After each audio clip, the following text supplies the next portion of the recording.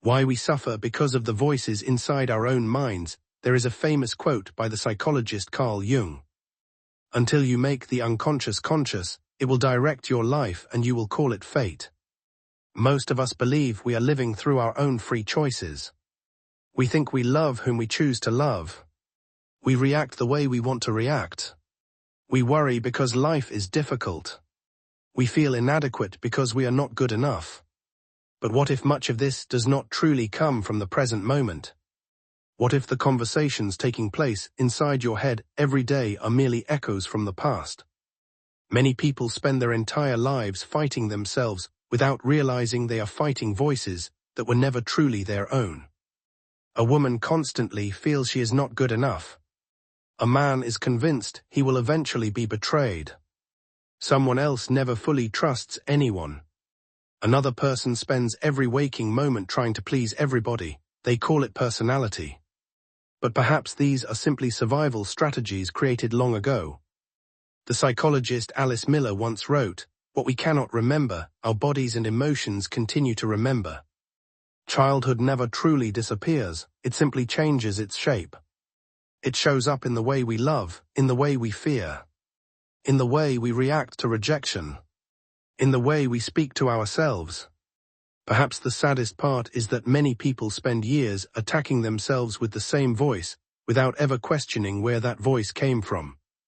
If you grew up in an environment filled with criticism, there is a good chance you are still continuing that work today. The only difference is that the critic is no longer your parent, it is you. You look into the mirror and say, "I'm too fat, I'm not smart enough, I'm useless, I'll never succeed," but pause for a moment.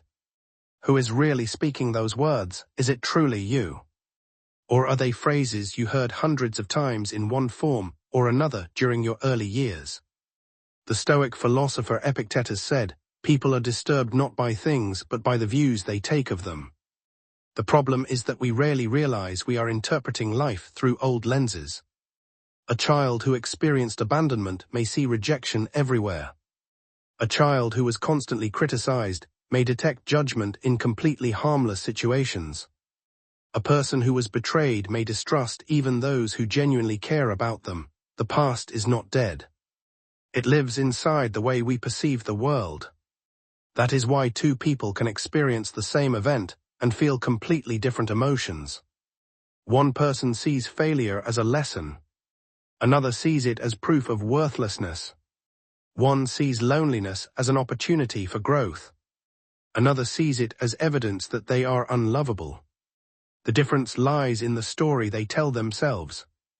The psychiatrist Viktor Frankl, who survived Nazi concentration camps, wrote, "Everything can be taken from a man but one thing. The last of the human freedoms to choose one's attitude in any given set of circumstances. But before we can choose a new attitude, we must first become aware of the old one." And this is where many people struggle. Because the deepest beliefs are often the most invisible ones. You do not notice you are wearing glasses until someone removes them. You do not realize you are carrying a wound until someone touches it. Many people spend decades trying to change their external lives. They change jobs, they change partners, they move cities, they chase new goals. They build new identities, yet they never change the story within. As a result, they keep encountering the same pain in different forms. Carl Jung once said, "What you resist persists, what you accept transforms." We often think healing means eliminating negative emotions. But healing actually begins by listening to them. Sadness is not the enemy, anxiety is not the enemy, fear is not the enemy, they are messengers. They are trying to tell us something. The problem is that most of us spend our lives silencing the messenger rather than reading the message. We work harder, we scroll more, we shop more. We eat more, we stay busier, yet beneath all of it remains an unanswered question, ***, what am I really feeling? ***, the poet Rainer Maria Rilke once advised, "Be patient toward all that is unsolved in your heart." This is difficult advice in the modern world. We want answers immediately, we want healing by next week, we want happiness tomorrow. We want to understand ourselves after reading a few books. But the soul does not operate at the speed of the internet. It operates at the speed of truth, and truth usually takes time. Sometimes the most mature thing you can do is not to find an answer. It is to sit quietly with the question. Sometimes the bravest thing is not conquering fear. It is admitting that you are afraid. Sometimes the wisest thing is not becoming stronger. It is allowing yourself to be vulnerable. As the poet and songwriter Leonard Cohen famously wrote, "There is a crack in everything, that's how the light gets in." Perhaps the most wounded parts of ourselves are not things we should hide. Perhaps they are where growth begins. Because maturity is not becoming perfect. Maturity is seeing your imperfections without hating yourself for them. It is understanding that you do not need to defeat yourself. You only need to understand yourself a little better than you did yesterday. And perhaps that is what true freedom really means, not freedom from all pain, but freedom from the endless war against yourself. Why we run away from love, happiness, and ourselves. If understanding ourselves were enough, most of us would already be healed. After all, many people know exactly what their problems are. They know they overthink. They know they sabotage relationships. They know they struggle with trust. They know they seek validation from others. And yet, despite this awareness, the same patterns continue. Why? Because understanding is not the same as transformation. As the philosopher Blaise Pascal once observed, the heart has its reasons which reason knows nothing of. Human beings are not purely rational creatures. We do not simply act according to what we know. We act according to what feels familiar. And familiarity is often more powerful than happiness. This is one of the strangest truths about human psychology. Many people do not choose what makes them happy, they choose what feels known. Even if what feels known causes suffering. This is why someone who grew up in chaos may feel strangely uncomfortable in peace. Why someone raised around criticism may distrust kindness. Why someone who experienced unstable love may unconsciously seek unstable partners. The psychologist John Bowlby, the founder of attachment theory, believed that our earliest relationships become templates for all future relationships. In other words, love teaches us what love is. Or at least what we think love is. If love was inconsistent, we may believe love is uncertainty. If love was conditional, we may believe love must be earned. If love was absent, we may believe love is unreliable. And so, years later, we find ourselves repeating old emotional scripts without realizing it. The tragedy is not that we have wounds, everyone has wounds. The tragedy is that we often mistake those wounds for our identity. We say, this is just who I am, I've always been this way, I can't change. But perhaps what we call personality is sometimes just pain that has become familiar. Carl Jung once wrote, "I am not what happened to me, I am what I choose to become." Yet choosing who we become is difficult because healing requires us to leave familiar territory. And the human mind fears unfamiliarity. Even when that unfamiliarity is healthy, think about love. People often say they are searching for love. But that is only half the truth. The other half is that many people are running from it. Because real love is terrifying, love requires vulnerability, love requires trust, love requires uncertainty. Love asks us to remove our armor, and armor feels safe, even when it is heavy, especially when it is heavy, the writer C.S. Lewis wrote, "To love at all is to be vulnerable." Those words sound simple. But they contain one of the deepest truths about being human. Every act of love carries the possibility of loss. Every attachment carries the possibility of grief. Every open heart carries the possibility of heartbreak. And because of this, many people choose protection over connection. They tell themselves they are independent. They tell themselves they do not need anyone. They tell themselves they are better off alone. Sometimes that is true. But often it is simply fear wearing the mask of strength. The philosopher Soren Kierkegaard once said, "To dare is to lose one's footing momentarily. Not to dare is to lose oneself. Love requires daring, so does growth, so does healing." Yet many of us spend years trying to avoid discomfort. The problem is that discomfort is often the doorway to transformation. The things we avoid usually contain the lessons we most need to learn.